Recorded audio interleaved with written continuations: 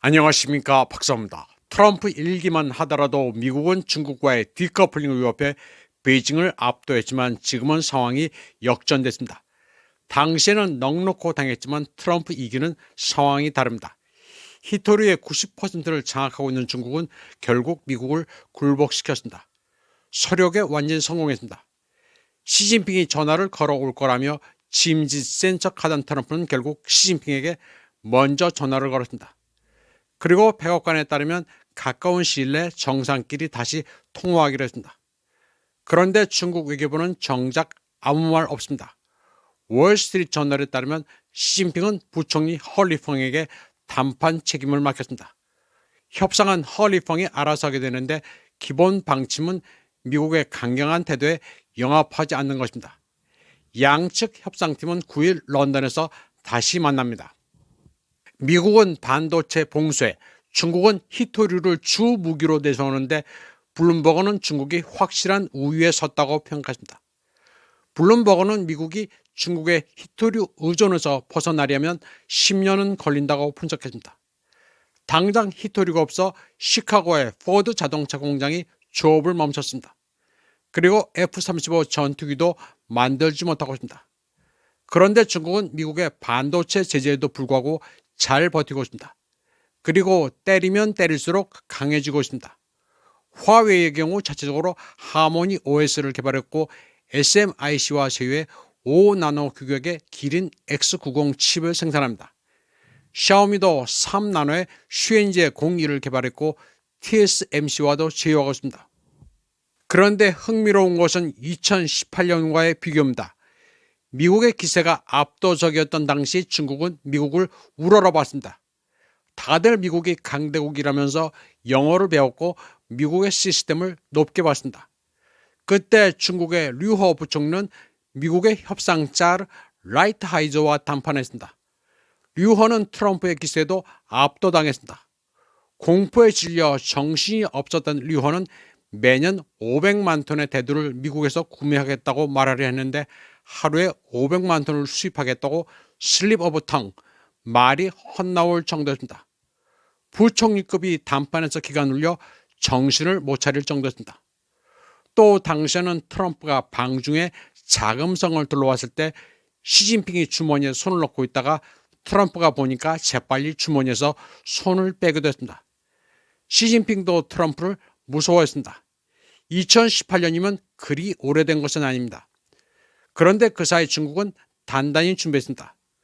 트럼프가 돌아오자 이번에는 넉넉고 당하지 않았습니다. 히토류가 없으면 미국은 절단 난다는 것을 알고 그대로 밀고 나간 결과 트럼프가 숙이고 돌아왔습니다. 종합적으로 평가하면 미국의 대중 반도체 봉쇄는 결과적으로 전화위복이 됐고 시진핑은 트럼프의 히토류 명주를 확 물어버린 셈이 됐습니다. 타이완의 환유 신원 채널은 미국이 100년의 국치를 당했다고 평가했습니다. 미중 양국은 일단 관세, 무역전에서 휴전을 한 셈입니다.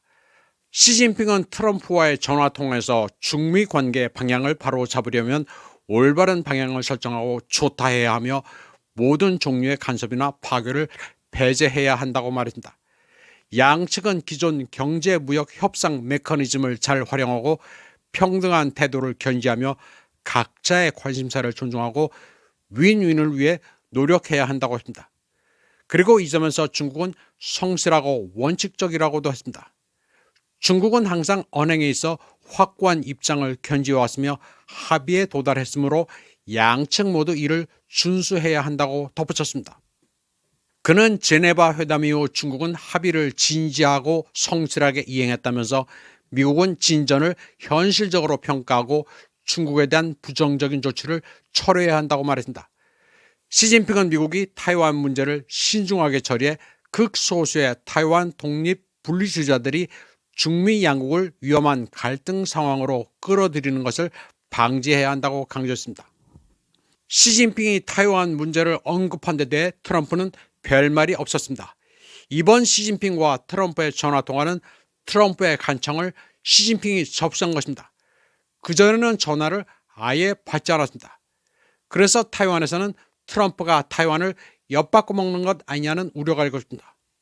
두 사람의 통화에서는 양측이 하나의 중국 원칙을 고수한다는 말도 나왔습니다.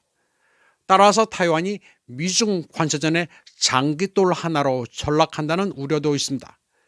시진핑은 전화통해서 트럼프 부부를 중국에 초대했습니다. 이에 대해 트럼프는 기꺼이 중국을 방문하겠다고 화답했습니다. 트럼프는 미국이 중국 경제가 견실한 성장을 유지하는 것을 기쁘게 생각한다면서 미중 협력은 많은 좋은 결과를 가져올 수 있다고 말했습니다. 그는 제네바에서 열린 양국 경제무역회담은 성공적이었고 좋은 합의에 도달했다면서 합의 이행을 위해 중국과 협력할 의향이 있다고 했습니다. 트럼프는 시진핑과의 전화통화 직후 느닷없이 중국 유학생들의 미국 입국은 문제가 되지 않으며 환영한다고 말했습니다. 그리고 중국 유학생들을 맞이하게 돼 영광이라고까지 했습니다. 최근에 중국 유학생 비자를 취소하고 하버드대 신입생의 입학을 중단시키겠다고 한 것과는 정반대 소리를 했습니다. 트럼프, 시진핑 전화통화와 관련해 러시아 매체 짜르그라드는 시진핑이 트럼프를 카펫 위로 불러냈다면서 트럼프를 어떻게 다루면 되는지 모든 사람에게 보여줬다고 평가했습니다. 트럼프는 시진핑에게 머리를 조아리며 베이징에 전화했고 바로 카펫 위로 소환당했다고 했습니다. 상호 제재와 관세가 중국보다 미국에 더 큰 타격을 주고 중국의 효과적인 압박 수단인 히토류 금속을 잘 써먹었다고 했습니다. 그러면서 세계 패권을 두고 다투는 두 나라의 평화는 그저 상대적인 휴전일 뿐이라고 했습니다. 미국은 계속해서 중국을 묶어 목을 조르고 나아가 특히 타이완을 위해 싸울 의도를 가지고 있다고 했습니다. 그리고 중국은 아태 지역의 광활한 지역에서 대규모 전쟁을 준비하며 그들에게 똑같이 보복하고 있는데 러시아는 이 모든 것에서 이익을 얻는다고 평가했습니다. 수치로 보면 중국은 최고 145%에 달했던 미국의 관세로 미국보다 더 큰 피해를 입었습니다.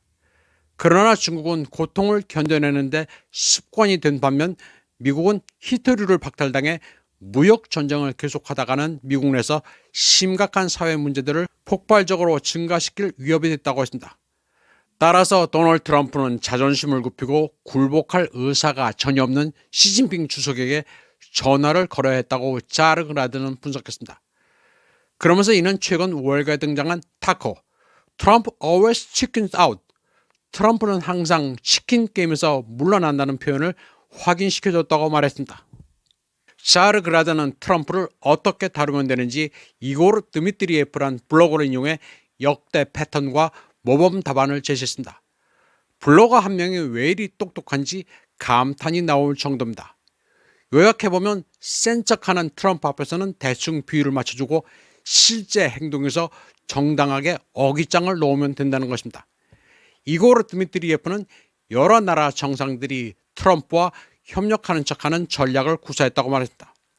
트럼프가 아무리 부적절한 제안을 해도 그들은 동의하고 고개를 끄덕이며 그가 좋은 사람이라고 말하고는 예전과 같은 방식으로 업무를 처리한다고 합니다. 예를 들어 블라지미르 푸틴은 이스탄불에서의 훌륭한 협상, 정말 마음에 든다고 입으로는 말하지만 특수군사작전을 계속 이어간다고 그는 설명했습니다. 젤렌스키는 트럼프에게 찬사를 보내면서 이스탄불에 대표단을 파견해 1년에 방해 공작을 시작한다고 분석했습니다. 또 사우디아라비아, 아랍에미리트, 카타르는 자신들이 갖지도 않았고 앞으로도 갖지 못할 비현실적인 규모의 투자 계약을 체결하고 미국 대통령을 비행기 태워 배웅하며 자신들의 업무를 처리한다고 분석했습니다.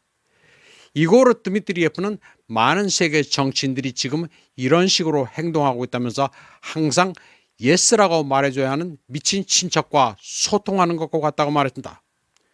그리고 일반적으로 이는 미국과 미국의 지배하에서 만들어진 금융 시스템에 대한 태도를 반영한다고 분석했습니다.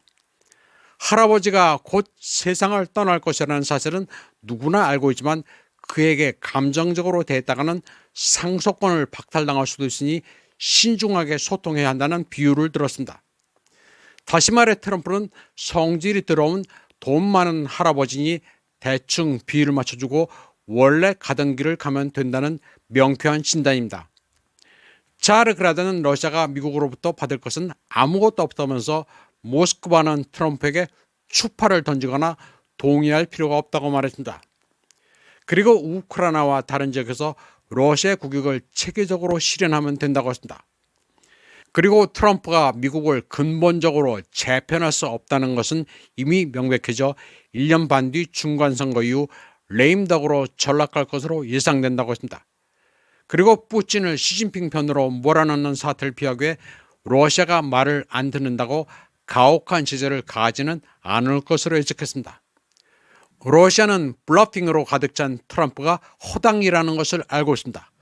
센 척하면서 날뛰지만 별 카드가 없어 내비두면 제풀에 지친다는 것입니다. 트럼프가 먼저 시진핑에 전화를 건 것은 많은 것을 시사합니다. 이번 방송은 여기까지 하겠습니다. 시청해주신 여러분 감사합니다.